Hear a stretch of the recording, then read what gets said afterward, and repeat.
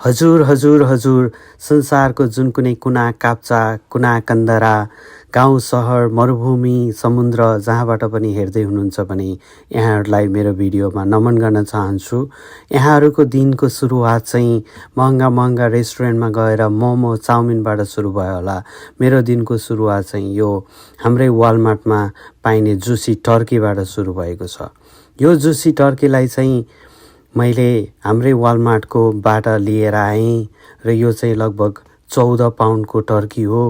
यसलाई चाहिँ भोलि थ्याङ्क्सगिभिङ भन्छन् यहाँ, थ्याङ्क्सगिभिङको लागि भनेर मैले चाहिँ तयारी गर्दैछु र यो चाहिँ हो यसको घाँटी।